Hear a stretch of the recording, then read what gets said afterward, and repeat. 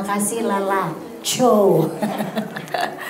Lala Cho ini baru bergabung nih bersama kita. Ini contoh anak yang tidak stunting. Kalau mau nggak stunting nih contohnya begini nih. Ibunya pendek kan? Iya. Pendek. Bapaknya pendek nggak? Sama. Tuh. Sekarang tingginya berapa? 174. Nah, coba lihat. Mau nggak anaknya seperti ini? Mau.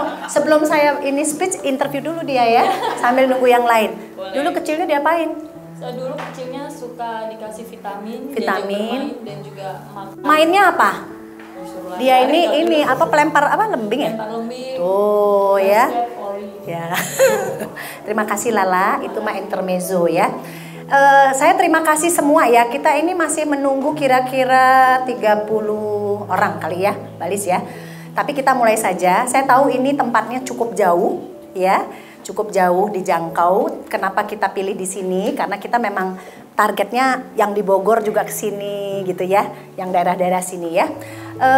Kita memilih buku ini sebagai buku pertama yang kita publish atas nama klinikdoktertiwi.com ya, dan Kompas sebagai media cetak yang kita pilih. Semua orang tahu bahwa Kompas gitu loh ya, supaya sepadan. Jadi saya kenal dengan Ibu Meike mungkin sekitar 2 tahun lalu ya Ibu ya. Ya, beliau ini seorang guru.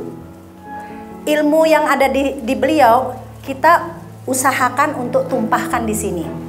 Ya, ini di sini yang hadir di sini yang bayinya umur di bawah 1 tahun boleh angkat tangan? Hampir semua Bu. Ya, jadi di bawah 1 tahun itu adalah usia emas. Ya, sehingga buku ini saya meminta secara pribadi Ibu Meike, mudah-mudahan nanti akan keluar buku kedua ya yang akan untuk anak 1 sampai 3 tahun supaya enggak gamang. Di era digital yang sangat sulit ini mendidik anak, sehingga kita pilih inilah sebagai buku pertama yang dipublish oleh kami. Mudah-mudahan Ibu tidak gamang ya, karena di kamar praktek itu biasanya pertanyaan orang tua gini. Kalau misalnya 1,5-2 bulan saya minta Ibu banyak tengkurepin ya, jangan banyak digendong. Biasanya saya pesennya begitu. Nanti dia bulan berikutnya tanya, Dok, PR-nya apa lagi untuk bulan depan? Sering kali saya ditanya begitu. Daripada saya mungkin kelewat. Kadang-kadang kalau pasien banyak sekali, mungkin kita nggak akan sempet. Atau ibu-ibu yang kita tidak layani atau tidak dilayani oleh dokter anak yang interest dengan tumbuh kembang, kadang-kadang ibu datang, divaksin, pulang. Batuk pilek, datang, udah pulang gitu kan.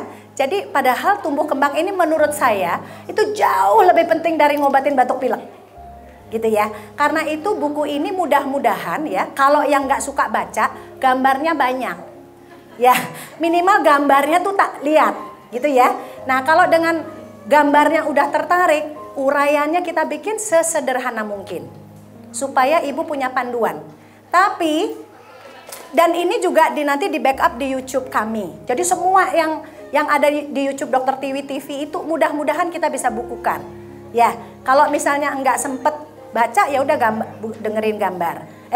Buka buku, gambarnya doang. Kalau misalnya ya saya juga tidak menghendaki orang tua itu nonton gitu ya, enggak. Sebetulnya saya pribadi ya nanti biasanya habis event ini kita kan dikasih videonya lengkap. Saya biasanya nyalakan sambil saya mengerjakan yang lain. Jadi nggak usah nonton begitu, nggak usah. Dengerin aja. Ya, jadi sehingga ibu punya waktu banyak bersama bayi. Itu tugas utama ibu. Ya, kalau ibu pengen nonton bener nih, bayinya udah tidur. Ya, dia bangun jam 5, ibu bangun jam 4. Saya suka heran lihat orang tua yang tidak bisa mengatur waktu. Kalau ibu nggak bisa ngatur waktu, pasti ibu tidak bisa mengatur bayinya. Padahal ibu, di tangan ibu nih bukan bapak ya, ibu nomor 1. Mudah-mudahan bapaknya juga membantu ya. Tapi nomor 1 tuh ibu.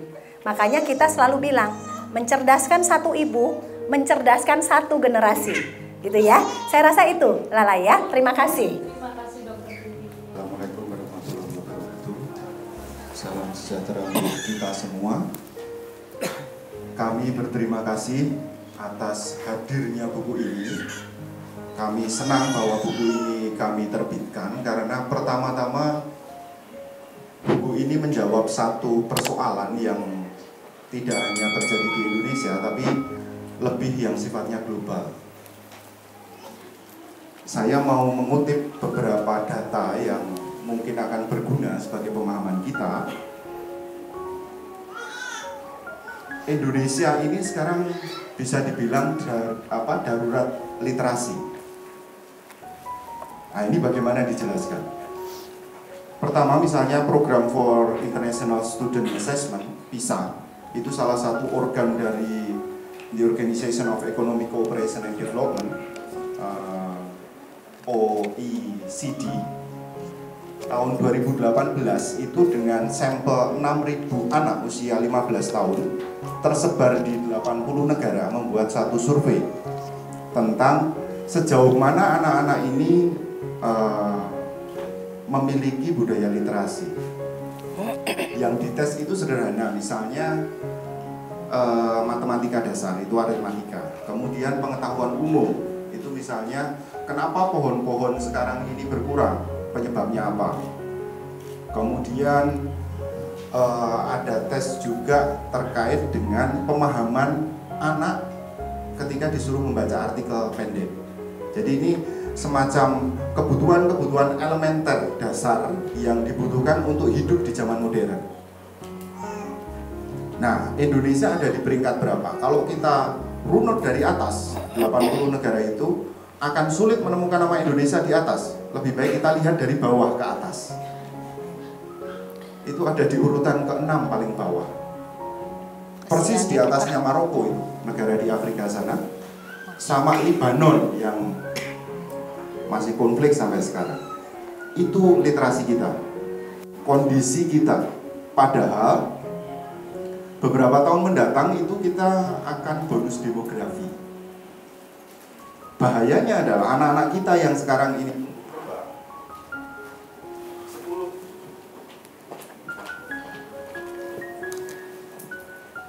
Bahayanya adalah anak-anak kita yang sekarang masih kecil, 10-15 tahun ke depan ketika kita mengalami bonus demografi, jadinya adalah bencana demografi. Jadi budaya literasi kita rendah itu bukan berarti anak-anak kita tidak bisa baca, tidak bisa ngeja, bukan. Lebih-lebih terkait pada mereka bisa baca, mereka bisa mengeja, tetapi mereka tidak paham apa yang mereka baca. Maka kehadiran buku ini dalam arti tertentu kami senang karena menjawab situasi persoalan yang ada. Memang kita kenal jargon, bangunlah jiwanya, bangunlah badannya. Pertama-tama jiwanya dulu yang dibangun. Maka cocok, terima kasih kepada Bu Mika yang menulis ini dengan Dr. Tiwi. Ini kombinasi yang bagus sekali. Bangunlah jiwanya, bangunlah badannya untuk generasi ke depan. Salah satu penjelasan terkait bangunlah jiwanya, bangunlah badannya ini, dalam konteks kita, kadang-kadang kita lebih ke cenderung untuk menilik sukses dari bangunlah badannya. Artinya misalnya secara ekonomi kita maju, lalu secara semua distatistikkan. Ini yang bagi kami ada istilah khusus, misalnya menjadi to have more. Jadi segala sesuatu kita punya, anak-anak kita sehat, tetapi apakah secara psikis itu dibekali suatu kemampuan yang nantinya juga dibutuhkan untuk hidup di zaman modern. Maka to have more saja tidak cukup. Maka to be more itu jauh lebih penting. Dan buku ini menjawab itu. Maka kami sangat senang bahwa kehadiran buku ini menjadi semacam oase yang memberikan kemendalaman di tengah kedangkalan gitu. Dan ibu-ibu bisa melihat juga nanti di belakang buku ini ada checklist kebutuhan-kebutuhan dari anak-anak kita sampai sejauh mana itu bisa dipantau. Dan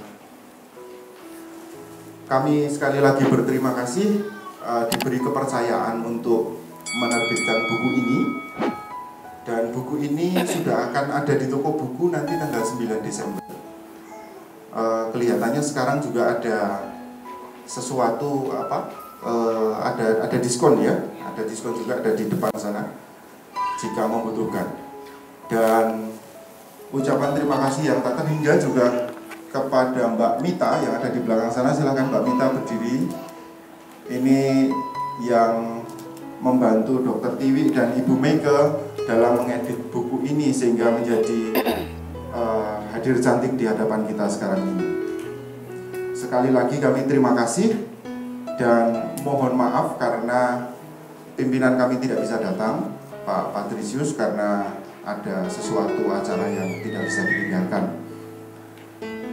Itu saja dari saya. Assalamualaikum warahmatullahi wabarakatuh.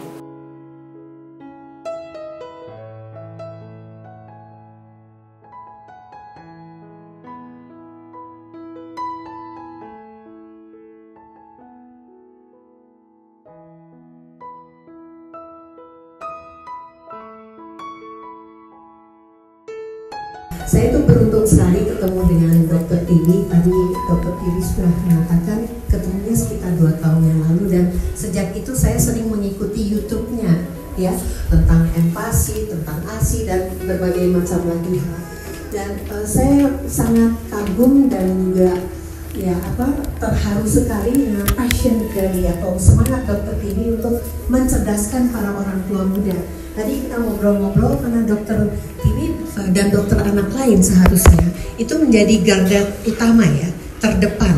Kenapa? Karena mereka menangani, para dokter ini menangani anak-anak sejak lahir, dan itu bisa mengikuti perkembangannya dari bulan ke bulan atau dari triwulan gitu ya. Jadi kelihatan sekali bedanya anak-anak yang diasuh oleh orang tua yang sangat peduli dan sangat care, mau merawat anak dengan baik, no gadget ya kalau nggak salah satunya, dan dibandingkan anak-anak yang orang tuanya memang harus bekerja penuh tapi tidak ada waktu untuk anak gitu ya. Nah, jadi dari buku ini kami berharap, tentu Dr. Tiwi dan saya berharap agar bisa menjadi semacam panduan, walaupun bukan panduan utama karena masih banyak sekali informasi lain. Ini menjadi salah satu panduan tentang bagaimana sih caranya bermain dengan bayi. Karena seringkali kalau saya dalam praktek sehari-hari juga orang tua itu bingung gitu, mesti main apa ya. Bahkan pernah ada kasus yang agak ekstrim. Orang tua ini bilang, saya tuh nggak tahu bu, harus bermain dengan anak tuh harus bagaimana. Saat itu anaknya usia sekitar 3 tahun dan sangat bermasalah gitu ya. Jadi mudah-mudahan dengan adanya buku ini dan juga nanti ada role play begitu, bagaimana bermain itu mau tidak mau bisa memberikan ide-ide ya. Karena anak adalah titipan Tuhan, titipan Allah yang perlu kita pelihara dengan baik, dengan penuh kasih sayang, dan kita perlu melihat apa kebutuhan anak, bukan kebutuhan orang tua ya. Terima kasih dan saya serahkan pada moderator. Terima kasih Ibu Meike.